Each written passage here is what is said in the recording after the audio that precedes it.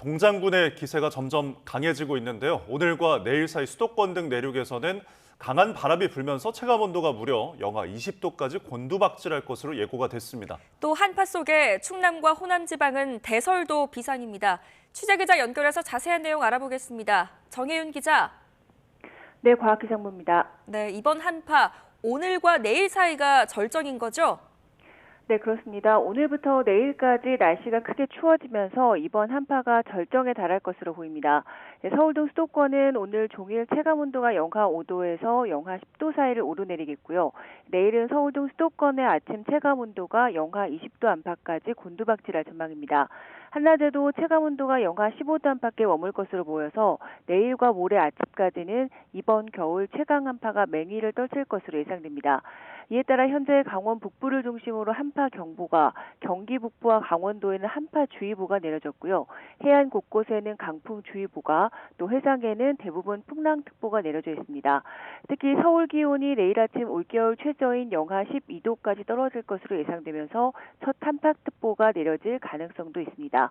기상청은 이번 한파가 최대 고비를 지나서 주말 오전까지 길게 이어지겠다며 결빅과 동파 사고에 대비해달라고 당부했습니다. 네, 한파 속에 눈 상황도 비상인데요. 대설특보가 내려진 곳이 많다고요? 네, 그렇습니다. 서해안과 일부 내륙으로는 밤사이 눈이 계속되면서 특보가 더 확대한 상황입니다. 전북 지역은 해안뿐 아니라 내륙 전 지역에 대설주의보가 발효됐고요. 전남 일부와 충남 서해안, 또 경남 함양, 울릉도 독도를 중심으로도 대설주의보가 내려져 있습니다. 이 지역은 서해상에서 만들어진 눈구름이 유입되면서 어제와 오늘 눈이 지속하고 있는 건데요. 이미 이틀 이상 눈이 지속하면서 전북과 충남 지역으로는 10cm 이상의 큰 눈이 내려서 쌓였습니다. 앞으로 이 지역에는 최고 30cm 이상의 폭설이 더 내리겠고 곳에 따라서 시간당 3에서 5cm의 강한 눈이 집중될 것으로 보입니다. 시설물 피해가 발생할 수 있는 만큼 주변 점검과 대비 철저히 해주시기 바랍니다. 지금까지 과학기상부에서 YTN 정혜윤입니다. 네, 앞서 전해드린 대로 전북 지역을 중심으로 많은 눈이 현재 내리고 있는데요. 네, 이번에는 전북 지역 현장 연결해 보겠습니다. 윤지아 기자. 네, 전북 전주 도심에 나와 있습니다. 네, 윤 기자 뒤로 눈이 많이 내린 모습 확인할 수가 있습니다. 현장 상황 전해주시죠. 네, 원래 전주 시내는 그렇게 눈이 많이 오지는 않는 곳인데요. 지금 보이시는 것처럼 눈이 많이 내려서 곳곳에 많이 쌓여 있습니다. 도로가 많이 미끄러워서 차들이 쉽게 달리지 못하고 있습니다. 밤사이 내린 눈으로 도로가 꽁꽁 언 모습이기 때문입니다. 호남 지역을 중심으로 대설특보가 계속 확대되고 있습니다. 내일 모레까지 전라권과 충남 서해안에 많은 눈이 예상되는데요. 시간당 3에서 5cm의 강하고 많은 눈이 내리겠습니다. 6일 밤부터 오늘 새벽까지 누적된 적설량은 순창 복흥면에 16cm, 무주 덕유산 인근에 13.4cm, 부안 줄포면에 12.5cm로 집계됐습니다. 오늘 아침까지는 폭설에 따른 직접적인 인명이나 시설물 피해는 아직 신고된 것이 없는 것으로 파악됐습니다. 눈 소식은 계속 있습니다. 기상청은 금요일까지 전북 지역에 10에서 20cm, 전북 서해안은 모레 늦은 밤까지 최대 20cm의 눈이 더 내릴 것으로 보고 있습니다. 모레까지 대전과 세종을 제외한 충청은 5에서 15cm, 대전과 세종은 3에서 8cm, 전남 광주에는 최대 15cm의 눈이 더 쌓일 것으로 예상했습니다. 많은 눈뿐만 아니라 올겨울 최강 한파가 찾아왔다고요? 네, 맞습니다. 폭설과 함께 반갑지 않은 손님, 최강 한파도 함께 찾아왔습니다. 지금 전주의 아침 기온은 영하 2도인데요. 실제보다 더 춥게 느껴지고 있습니다. 차가운 바람이 강하게 불고 있기 때문입니다. 네, 상대적으로 이곳 전주 시내 지역은 온도가 높은데요. 다른 지역은 많이 춥습니다. 오늘 아침 최저 기온은 전북 장수가 영하 6.1도를 기록했고 순창은 영하 4도를 기록했습니다. 내일은 더 춥다고 하니까 대비를 단단히 하셔야겠습니다. 최강 한파 속에 서해안 등에는 지난 초겨울 폭설과 비슷한 정도의 큰 눈이 예고됐습니다. 기상청은 서해안에 무겁고 강한 눈이 단시간에 내릴 것으로 보고 시설물 피해 가능성이 커질 수 있다며 비닐하우스 등의 시설물 점검에 특별히 신경 써달라고 당부했습니다. 지금까지 전북 전주에서 YTN 윤지아입니다. 네, 이처럼 곳곳에 많은 눈으로 인해서 고속도로 운전할 때 안전운행에 주의가 요구되고 있습니다. 네, 이번에는 한국도로공사 연결해서 현재 교통 상황 들어보겠습니다. 김경민 캐스터 전해주시죠. 어제 충남 서해안과 호남권 곳곳에 많은 눈이 내렸습니다. 지금은 전북과 경남권을 중심으로 눈이 내리고 있어서 불편한 곳들이 있는데요. 내일까지 최대 30cm의 많은 눈이 예보되어 있는 만큼 이 지역을 지나신다면 가급적 대중교통을 이용하시는 걸 권장드리고요. 만약 차를 이용해야만 한다면 월동 장비를 챙겨 나오셔서 사고를 예방해 주시기 바랍니다. 계속해서 눈이 오는 지역 자세히 살펴보겠습니다. 지금 전북과 경남권을 중심으로는 눈구름대가 머물면서 아직도 눈이 내리고 있는데요. 아주 약하게 눈이 내리고는 있지만 이 눈으로 인해 시야 확보가 어려울 수 있습니다. 안전거리 확보 2배 이상 넉넉하게 해주셔야겠고요. 또 지금은 제설 작업이 마무리가 됐지만 영하권 날씨로 인해서 내린 눈이 그대로 얼어붙어 빙판길이나 도로 살얼음 위험이 높습니다. 안전운전 특히 더 신경 써주시기 바랍니다. 또한 지금 곳곳으로 사고가 속출하고 있습니다. 30번 당진 대전선 당진 방향인데요. 면천 부근 1, 2차로에서 승용차 사고가 발생해 처리하고 있습니다. 지금 사고 차량 갓길로 옮겨지긴 했지만 이 미끄럼 사고로 인해서 승용차가 뒤집어진 사고가 발생했습니다. 이 눈이 오지 않아도 사고는 언제나 발생할 수 있기 때문에 미끄럼 사고를 대비해서 안전운전은 계속해서 신경 써 주셔야겠습니다. 사고가 나면 대피 먼저 해주시고요. 고속도로 교통방송이었습니다. 다음 소식입니다. 고위공직자 범죄수사처가 윤석열 대통령에 대한 체포영장을 재발부받으면서 집행 시점을 다시 고심하고 있습니다. 2차 집행이 마지막이라는 각오로 임하겠다고 밝혔는데 언제쯤 윤 대통령에 대한 체포 시도에 나설지 시기에도 관심입니다. 취재기자 연결합니다. 김태원 기자.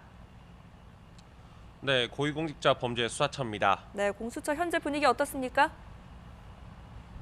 네, 아직 이른 아침인데 이곳 공수처에선 이렇다 할 움직임이 포착되고 있지는 않습니다. 앞서 지난 3일 대통령 경호처 저지에 가로막혀 한 차례 실패를 겪었던 만큼 최적의 집행 시기를 고심하고 있는 것으로 보입니다. 공수처가 어제 윤 대통령에 대한 체포영장을 다시 발부받으면서 영장 재집행이 다시 한번 가시권 안에 들어왔습니다. 이번에 구체적인 유효기간을 공개하지는 않았는데 이재승 공수처 차장은 일주일 내지는 그 이상의 기간으로 청구할 방침을 내비치기도 했습니다. 이에 따라 공수처는 경찰과 함께 조만간 이르면 이번 주 중 윤 대통령에 대한 체포에 나설 것으로 관측됩니다. 네, 오동훈 공수처장은 이번엔 다를 거라며 강경 대응을 예고했다고요. 네, 오동훈 공수처장 어제 국회 법사위 현안 질의에 출석했는데요.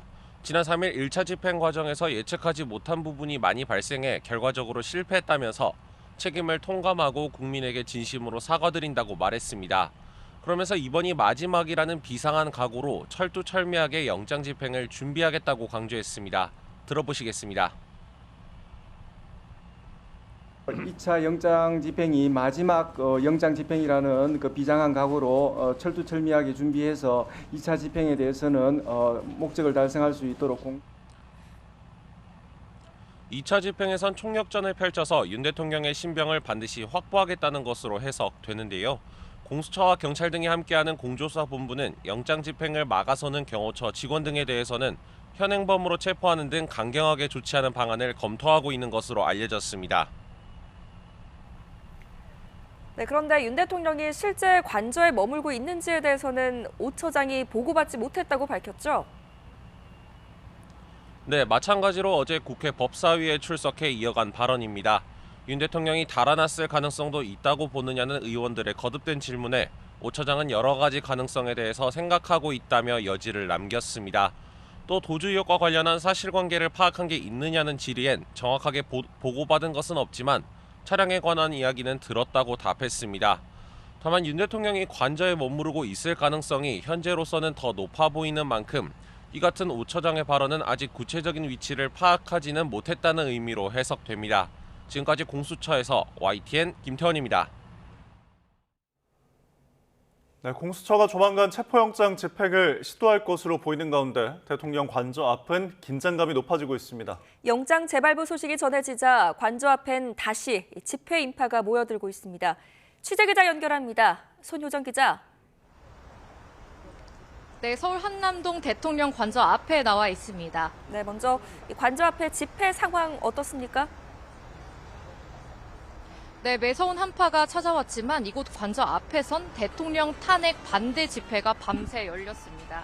어제 저녁 체포영장이 다시 발부됐다는 소식이 전해진 뒤 윤 대통령 지지자들은 이곳에 모여 관저 앞을 지켰습니다. 참가자들은 텐트를 치거나 두꺼운 외투와 이불로 추위를 막으며 체포를 막고 대통령을 지키겠다고 외쳤습니다.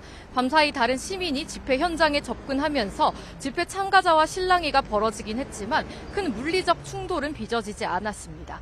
경찰도 계속되는 집회에 차로를 일부 통제하고 충돌 등 상황에 대비하고 있습니다. 탄핵 찬성 단체는 오늘 저녁 헌법재판소 앞에서 윤 대통령 파면을 촉구하는 촛불 문화제를 열 예정입니다. 다만 날이 밝으면 관저 앞으로 탄핵 찬성 단체를 비롯한 인파가 더 늘어날 수 있어서 자칫 집회 참가자 사이 충돌이 발생할 수 있다는 우려도 나옵니다. 관저 주변의 경비 상황은 현재 어떻습니까? 네, 관저 주변 경비는 체포영장 1차 집행 때보다 더 삼엄해졌습니다.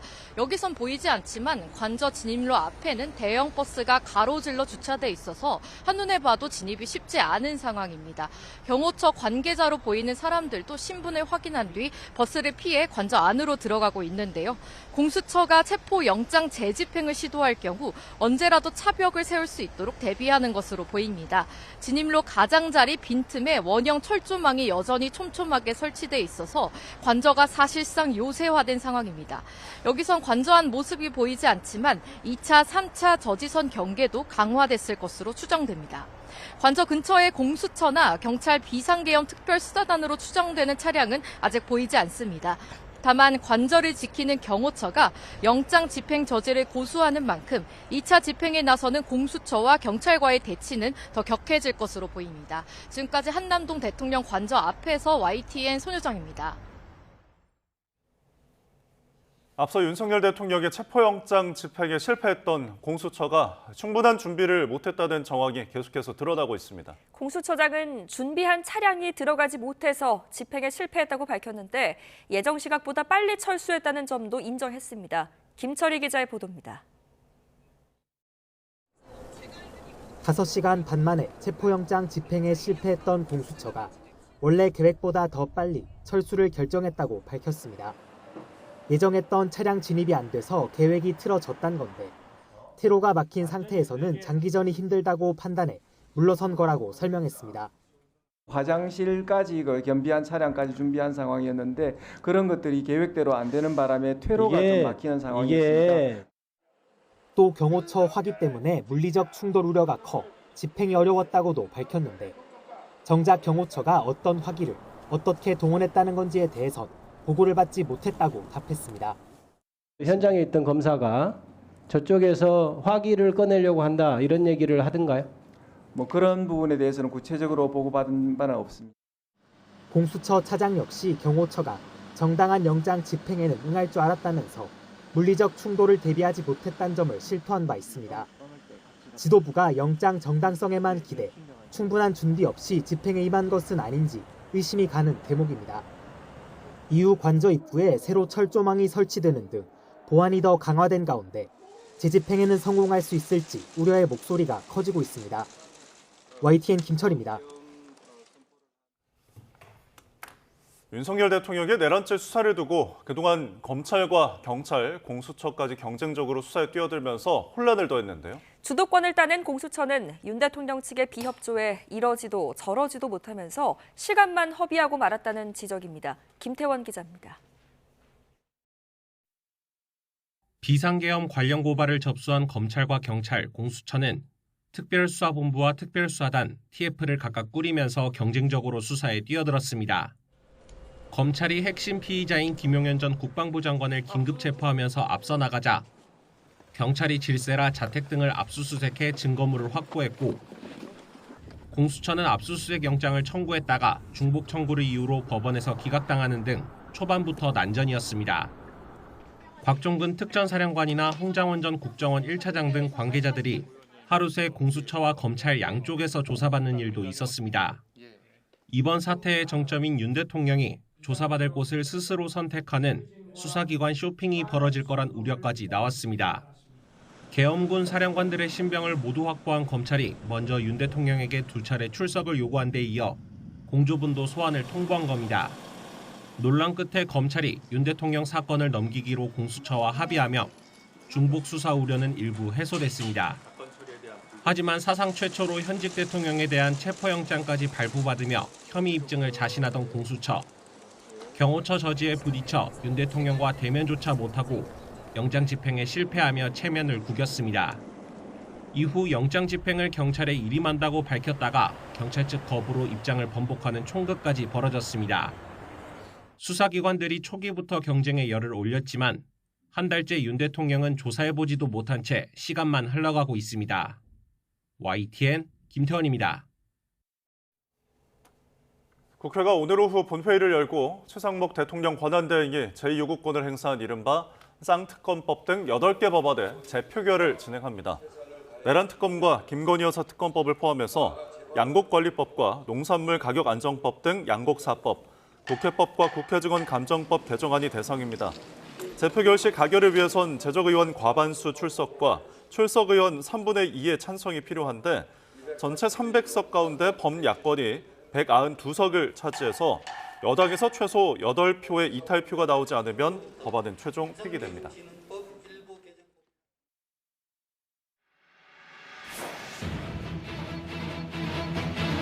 미국 라스베이거스 만달레이 베이 컨벤션 센터. 수많은 사람이 꼬리에 꼬리를 물고 끝도 없이 줄을 섰습니다.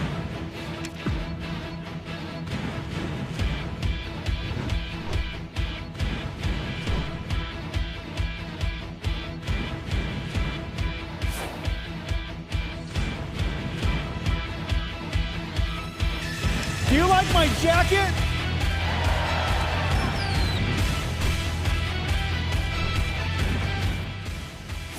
Today we're announcing a very big thing. We're announcing NVIDIA Cosmos, a world foundation model that is designed, that was created to understand the physical world.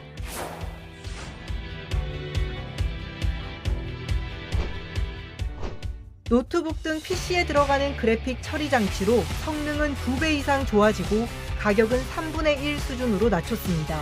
특히 이 신제품에 미국 최대 디램 업체인 마이크론의 메모리를 썼다고 밝혀 눈길을 끌었습니다.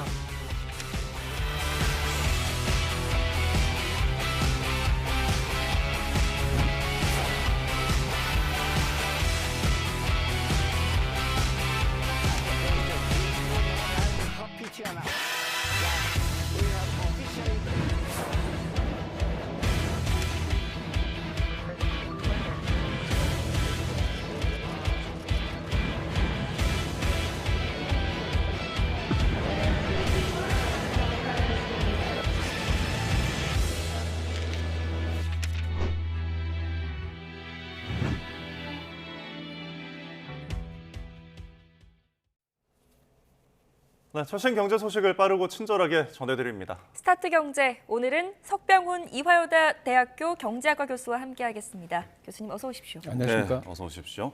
전 세계가 관심입니다. CES 개막과 그 내용에 대해서 굉장히 이목이 쏠리고 있는데 어제 젠슨항 엔비디아 최고 경영자 영상에서도 보셨지만 8년 만에 기조연설에 나섰는데 굉장히 많은 사람들이 몰렸다고요? 예, 그렇습니다. 본 행사 시작이 저녁 6시 30분이었는데 행사 시작 3시간 전부터 수천 명이 대기를 했고요. 예. 그다음에 행사장이 10,000명에서 12,000명가량 수용할 수 있었는데 예. 이 행사장을 가득 채울 정도로 일종의 락스타의 콘서트장을 방불을 시킬 정도로 많은 관중이 운집을 해서 예. 3층까지 만석을 이뤘다. 그래서 아주 흥행이 성공을 했다라고 보시면 되겠습니다. 네. 이 엔비디아 젠슨황 최고 경영자가 과연 어떤 이야기를 할지 또 어떤 기술들을 보일지가 굉장히 관심이었는데 이번에는 로봇 시대를 예고하면서 이 로봇과 자율주행 기술 개발에 드는 어떤 비용과 시간을 확실하게 절감할 수 있는 그 플랫폼을 들고 나왔더라고요. 이름이 코스모스라고 하던데요. 예, 그렇습니다. 그 로봇과 자율주행 기술 개발에 드는 시간과 비용을 획기적으로 줄일 수 있는 솔루션이라고 보시면 되겠습니다. 그래서 이 새로운 물리적 AI 개발 플랫폼이라고 보시면 되겠는데요. 물리적 AI라는 것이 무엇이냐면 로봇이나 자율주행차와 같이 물리적 세계와 상호작용을 하는 AI 시스템이라고 정의를 하고 있습니다. 예. 그래서 이 코스모스가 로봇이 현실 세계의 이 방대한 데이터를 학습할 수 있도록 지원하는 플랫폼입니다. 그래서 그 데이터를 어떻게 학습을 하냐면요. 물리적 법칙이 적용되는 현실과 동일한 이 3D 그 3차원이죠. 환경을 만들어내는 것이죠. 예. 그래서 로봇 자율주행 기능을 개발하는 과정에서 현실과 동일한 가상 현상, 가상 세계를 만들어 가지고 이 안에서 빠른 속도로 로봇이 학습을 할 수 있도록 지원하는 체계가 되겠습니다. 이렇게 되면 로봇이 빠른 속도로 학습을 해서 현실의 로봇을 활용할 수 있고 자율주행 기능도 활용할 수 있게 해서 이것을 개발하는 속도를 획기적으로 단축시킬 수 있는 신기술을 제시를 한 것이라서 예. 이것은 정말 획기적으로 앞으로 이 로봇이 인간과 같은 기능을 수행할 수 있는 휴머노이드 로봇 기술을 선점할 수 있는 예. 전략을 추진하겠다라는 것을 발표한 것이다라고 보시면 되겠습니다. 네, 뭐 단순한 GPU 하드웨어에서 좀 더 진일보된 플랫폼 제시까지 이루어진 건데 지금 블랙엘 기반의 GPU 신제품도 아까 뭐 선보이는 모습 잠깐 저희가 보셨습니다만 여기에 이제 마이크론 메모리가 탑재가 됐다고 밝혔더라고요.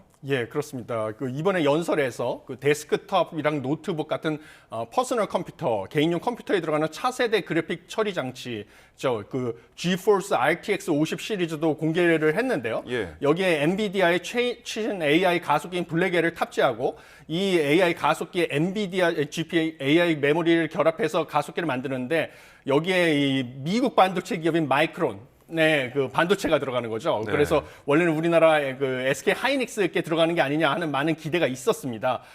그런데 이 마이크론 반도체가 들어갔고요. 그리고 이 지금 그 GPU 장치 같은 경우는 전작에 비해서 성능은 2배로 좋아지고요. 가격은 3분의 1 수준으로 낮아져가지고 사실 소비자들은 많은 환호를 했는데요. 예. 반대로 이제 SK 하이닉스나 삼성전자 등 반도체 관련주 주가는 하락을 했기 때문에 국내 투자자들은 좀 안 좋은 소식이었습니다. 네. 그렇지만 마이크론 반도체가 들어갔기 때문에 마이크론의 협력사 주가는 그 당시에 발표 직후에 20% 넘게 폭등을 했다. 이런 좀 희비가 엇갈리는 상황이 되었습니다. 네, 예. 이런 가운데 젠슨황 최고 경영자가 글로벌 기자간담회에서 삼성전자에 대한 언급도 했습니다. 삼성은 HBM을 새로 설계해야 한다라고 얘기를 했는데 지금 SK하이닉스는 이미 엔비디아에 납품을 하고 있잖아요. 삼성이 이렇게 좀 늦어지는 배경이 뭘까요? 예, 이번에 좀 안 좋은 소식이 나왔는데요. 네. 사실 최초로 그 젠슨황 CEO가 삼성전자 반도체 설계 문제를 직접 지적을 했습니다.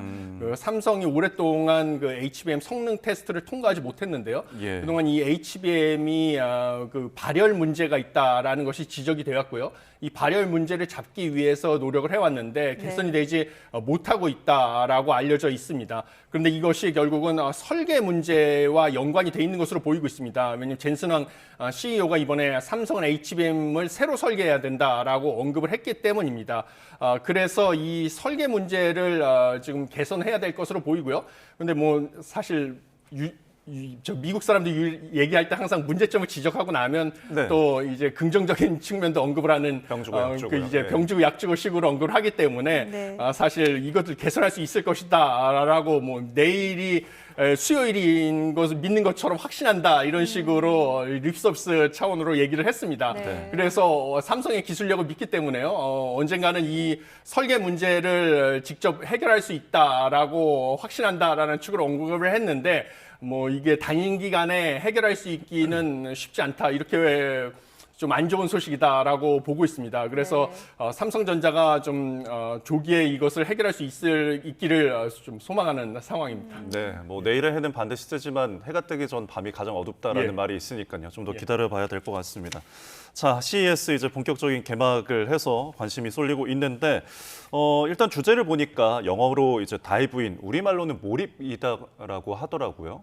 이게 예, 어떤 그렇습니다. 의미인가요? 예, 지금 세계 최대 가전 IT 박람회인데요. 예. 미국의 라스베가스에서 현지 시간 7일 날 그 개막을 해가지고 오늘 10일까지 열립니다. 그래서 4,500개 기업이 참여를 하는 사상 최대 규모로 치러지는데 앵커님께서 말씀하신 것처럼 주제가 다이브인, 몰입 이고요. 예. 그런데 이 의미가 이제 기술로 연결을 하고 문제를 해결하고 새로운 가능성을 발견하고 빠져들자라는 것이 핵심 어젠다라고 보시면 되겠습니다. 그래서 핵심은 역시 올해도 인공지능 AI이고요.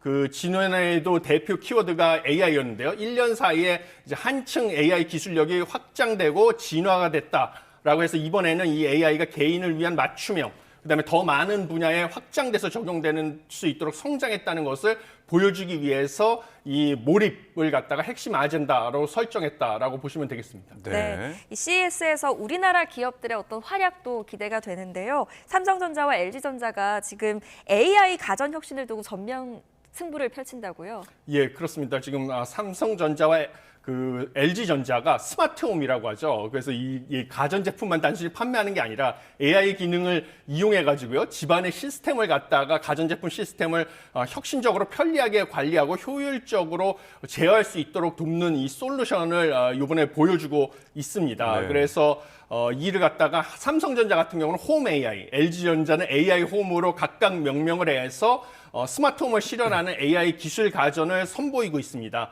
그래서 삼성전자 같은 경우는 AI 집사 로봇 볼리를 올해 상반기에 출시할 것이다라고 얘기를 했고요. 네. 그다음에 LG전자도 이 AI 홈을 구현하기 위한 비서 로봇을 역시 올해 안으로 출시할 것이다라고 지금 보여주고 있습니다. 그래서 지금 전자 회사 역시 둘 다 AI 기술을 구현하기 위해서는 집사 로봇이라는 것이 필요하다라는 것을 지금 공통적으로 제시를 하고 있는데요. 네. 그 삼성전자 같은 경우는 똑같이 홈 AI를 얘기하는데 초개인화라고 해서 개인에게 맞춤형인 솔루션을 제공한다라고 강조를 하고 있고요. 그 LG전자 같은 경우는 집하고 모빌리티, 그 자동차나 뭐 이런 이동성, 그다음에 상업 및 가상 공간 이렇게 다양한 공간에서 제품과 서비스를 연결하는 총체적인 경험을 강조하는 데 방점을 두고 있습니다. 네. 삼성전자 반도체에는 큰 성과가 보이지 않고 지금 가전에서는 기술 혁신을 이제 제시하고 있지만 오늘 지난해 이제 4분기 잠정 실적을 또 공개할 예정입니다. 어떻게 나올까요? 지금 보수적으로 보고 있습니다. 예. 다들. 왜냐하면 그 여러 증권사에서 네. 삼성전자의 실적 전망을 갖다가 지속적으로 하향 조정하고 있기 때문입니다. 그 FN가드에 따르면요, 1월 들어서 지금 삼성전자 영업이익 추정치를 발표한 증권사가 총 11개인데요. 네. 그 삼성전자 4분기 영업이익 추정치 평균이 약 7조 4,714억 원입니다.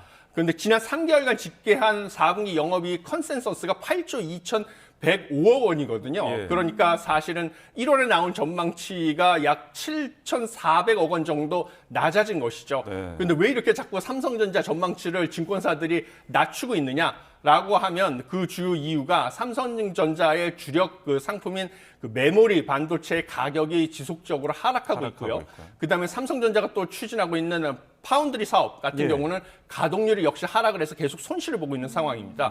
그리고 HBM3 공급도 역시 계속 지연되고 있습니다. 더구나 이번에 그 젠스렁 CEO까지 설계 자체를 변경해야 된다라고 네. 지적을 하니까 이것도 역시 안 좋은 소식이라서 지금 삼성전자의 실적이 좀 계속 안 좋아질 것으로 보고 있다라고 해서 좀 앞으로 좀 기술 개발에 박차를 가해서 실적을 개선시키도록 노력을 해야 될 것으로 보고 있습니다. 예. 네, 삼성전자 실적 이야기와 또 CES 이야기까지 나눠봤는데 CES 또 현장에 저희 취재 기자가 나가 있습니다. 앞으로 또 새로운 기술들을 전해올 예정이니까요. 함께 좀 지켜봐 주시면 좋을 것 같습니다. 다음 주제 넘어가 볼게요. 제주항공 여객기 참사 이야기인데 피해자들의 인도가 이제 모두 끝나면서 이제 남은 건 사실상 사고 원인 규명입니다. 이런 가운데 국토부가 셀프 조사 논란에 휩싸였거든요. 보니까 사고조사위원장이 이제 사퇴를 했더라고요. 예, 그렇습니다. 사실 지금 국토부에서 조사를 사고 원인을 조사하는 곳이 항공철도사고조사위원회인데요. 예. 이게 국토교통부 산하기관입니다. 그래서 인사와 예산 등의 국토부 장관의 지휘와 감독을 받고 있을 뿐만 아니라요. 위원장이 전직 국토부 출신입니다. 그리고 상임위원이 현 국토부 항공정책실장이 맡는 것으로 되어 있습니다. 그리고 사고 조사를 하는 조사팀에도 국토부 현직 공무원이 포함이 되어 있습니다. 그러다 보니까 이번에 그 제주항공 참사, 그 무안공항 사고 같은 경우는 국토부 과실이 제기되고 있는 상황이라서요. 이것을 조사를 하는 데 있어서 이 국토부의 산하위원회가 조사를 하는 게 논란의 소지가 있는 것이 아니냐라고 하면서 유가족 측뿐만 아니라 조종사 노조 측에서도 지금 이의를 제기하고 있는 상황이었습니다. 그래서 이렇게 계속 논란이 제기되고 있다 보니까요. 결국은 국토부 측에서도 사고조사위원장이 자리에서 물러나고요. 그다음에 현 국토부 항공정책실장도 상임위원 업무에서 배제하기로 했습니다. 그뿐만 아니라 국토부 장관도 적절한 시기에 책임지는 모습을 보이겠다고 거취 표명도 예고를 했습니다. 네. 지금 그런데 참사를 키운 원인으로 일단 많이 지목되는 게 그 콘크리트 둔덕에 대한 문제잖아요. 로컬라이저 이제 밑에 있는 그 둔덕인데 그 당시에 이제 국토부가 규정에 맞게는 좀 건설을 했다라는 입장을 밝혔거든요. 이 부분은 어떻게 보시나요? 예, 이거 뭐 결국은 앞으로 또 수사나 이런 것을 통해서 추가적으로 또 원인이 규명이 될 것이다라고 보고 있는데요. 일단 국토부 입장은 뭐 기존 입장을 반복을 했습니다. 그래서 지금 종단 안전구역이라는 개념을 먼저 이해를 하셔야 되는데 항공기가 착륙 후에 제때 멈추지 못하고 활주로 끝부분을 지나쳤을 때 항공기 손상을 줄이기 위해서 착륙대 종단 이후 설정된 구역을 뜻하는데요. 뭐 국토부 입장은 무안공항 경우에는 종단 안전구역이 로컬라이저까지 199m인데 이게 이제 규정에 따라서는 의무상 90m라고 얘기를 했습니다. 그래서 90m보다는 199m라서 길기 때문에 로컬라이저 규정에 맞게 건설이 됐다라는 것이 국토부의 입장입니다. 그다음에 이게 로컬라이저가 성토된 둔덕이 콘크리트 상반 위에 설치되는 게 적절하지 않다는 지적에 대해서도 역시 이게 뭐 시설에 대한 재질에 대해서 별도 규정이 없기 때문에 콘크리트 상단 위에 설치된 것도 문제가 없다라는 것이 해명이고요. 그다음에 이게 문제는 안전성이 확보되지 않았다라는 지적에 대해서도요. 이것은 이제 미흡했다라는 점은 인정을 했습니다. 그다음에 건설 기준과 운영 기준이 상충됐다는 지적에 대해서도요. 운영 기준은 2010년부터 적용이 됐는데 2007년에 무안공항이 개항이 됐습니다. 그래서 그때 설치된 로컬라이저에는 운영 기준이 적용되지 않는다라고 해명을 했습니다. 그래서 참 여러 가지 좀 안타까운 상황이지만요. 국토부는 기존의 입장을 반복을 했고요. 그렇기 때문에 앞으로는 이제 향후 수사 과정에서 이제 국토부의 책임 소재는 밝혀질 것이다 이렇게 보고 있습니다. 뭐 여러모로 좀 안타까운 상황입니다. 그렇습니다. 이 무안공항의 설계 문제뿐만이 아니고 지금 제주항공에 대해서도 논란이 일고 있는 것 같습니다. 제주항공의 운항 승무원 그리고 정비사들의 업무량이 조금 과도했다 이런 지적들이 나오던데요.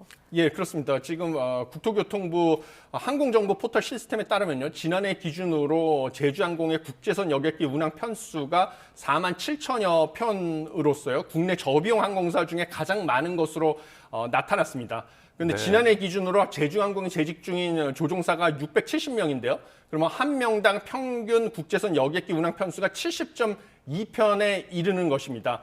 그런데 이제 다른 저비용 항공사, 예를 들면 진에어 같은 경우는 57.2편, 티웨이 항공 46.2편으로 다른 저비용 항공사와 단순 비교해도 약 20에서 30% 이상 많은 수준이라서요. 이게 조종사들의 좀 피로도가 가중됐다라고 볼 수가 있고요. 이것뿐만 아니라 정비 인력도 상당히 부족했다라고 보여집니다. 그래서 이제 정비 인력에 대해서 항공기 한 대당 정비 인력 12명이 갖춰야 된다라고 국토교통부에서 권고를 했는데 지금 제주항공 같은 경우는 정비사가 한 대당 11명 11.2명에 그쳤다가 지난해 말 이후 충원해서 지금 현재 12.7명으로 권고 기준을 최근에야 넘겼다라는 것으로 밝혀져 가지고요.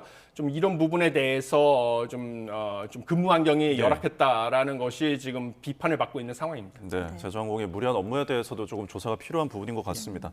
자, 끝으로 뉴욕 증시 살펴보겠습니다. 3지 지수 모두 하락을 했는데 지금 젠스당 CEO 연설을 하고 CES 한창 진행 중인데도 엔비디아가 떨어졌거든요. 이 영향이 좀 큰 건가요? 예, 그렇습니다. 지금 뭐 한 3가지 영향이 지적되고 있는데요. 3대 지수가 특히 지금 나스닥 지수가 1.89%로 큰 폭으로 하락이 됐고요. 그 외에 다우 지수랑 S&P 500 지수도 하락이 했습니다. 근데 지금 앵커님께서 지적하신 것처럼 AI 반도체 업체 엔비디아의 그 젠스당 CEO가 신기술을 발표했음에도 불구하고 신기술 실망감에 의해서 좀 큰 폭으로 기술주들이 투매가 일어나면서 나스닥 지수가 주도로 하락을 했고요. 예. 그다음에 미 공급관리협회에서 12월 서비스업 구매 관리 지수가 발표가 됐는데요. 이게 전월 달보다도 좋게 나왔고 시장 전망치보다도 높게 나왔습니다. 네. 그래서 서비스업 경기가 확장되고 있고요.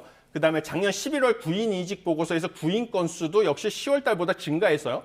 노동시장도 견고하고 서비스업 경기가 확장되면서 좀 물가도 오히려 상승하는 것이 아니냐라는 전망치 때문에 부채 금리가 상승을 했습니다. 예. 이래서 미 연준의 정책 금리 인하도 좀 더 늦춰질 것이다라는 전망 때문에 지금 미 뉴욕 증시 3대 지수가 하락을 했습니다. 그래서 엔비디아 주가 같은 경우 6%나 폭락을 했는데 예. 사실 지금 젠슨왕 CEO의 지금 기조연설 전에는 네. 3% 가까이 급등을 올랐었죠. 했었습니다. 그래서 네. 사실 증권가의 격언이 소문에 사고 뉴스에 팔아라라는 격언이 있는데 그것이 좀 뒷받침이 됐다라고 네. 보시면 되겠습니다. 알겠습니다. 알겠습니다. 여기까지 듣겠습니다. 오늘은 석병훈 이화여자대학교 경제학과 교수와 함께했습니다. 교수님 잘 들었습니다. 고맙습니다. 감사합니다.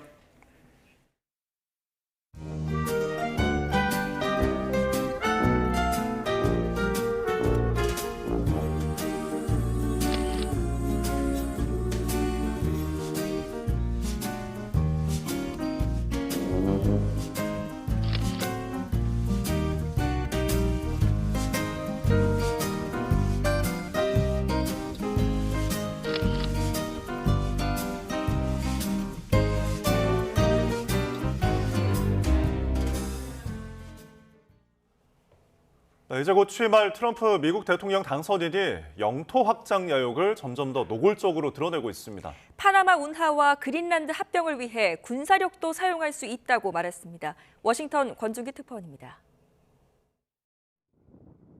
그린란드 공항에 착륙하는 트럼프 전용기. 트럼프가 그린란드 매입 의사를 밝혀 논란이 한창인 가운데 트럼프 장남이 전격 방문했습니다. Here as tourists, seeing it looks like an incredible place. We've been talking about going for a while. I was like, 예정에 없던 기자회견을 연 트럼프는 그린란드와 파나마 운하 합병 문제와 관련해 군사력 사용 가능성을 배제하지 않겠다고 밝혔습니다. I can't assure you on either of those two, but I can say this: we need them for economic security. I'm not going to commit to that now. It might be that you'll have to do something. 다만 파나마 정부와는 운하 운영권을 놓고 대화 중이고 그린란드는 주민 투표로 미국 편입을 결정할 수 있다고 말했습니다. 만약 덴마크 정부가 주민 투표를 막을 경우 높은 관세로 보복하겠다고 경고했습니다. 캐나다를 미국으로 편입하는 데는 군사력 대신 경제적 강압으로 충분할 거라고 자신했습니다. They should be a state. That's why I told Trudeau when he came down. I said, "What would happen if we didn't do it?" He said, "Canada would dissolve." 트럼프 당선인은 멕시코만의 이름을 아메리카만으로 바꾸겠다고 말해 멕시코를 또 도발했습니다. 워싱턴 포스트는 트럼프의 군사력 사용 언급은 이전 발언들과 수위가 다르다며 나토 가입국인 덴마크에 대한 위협은 나토 동맹국들이 공동 대응에 나설 문제라고 지적했습니다.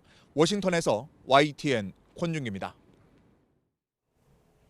네, 지난해 11월 미국의 수출이 2,734억 달러로 사상 최고치를 기록했지만 수입이 더 늘면서 미국의 무역 수지는 적자를 기록했습니다. 트럼프 당선인의 관세 폭탄을 우려한 미국의 기업들이 수입 물량 확보에 나선 탓인데 관세 폭탄으로 역효과가 날 것이란 전망도 나왔습니다.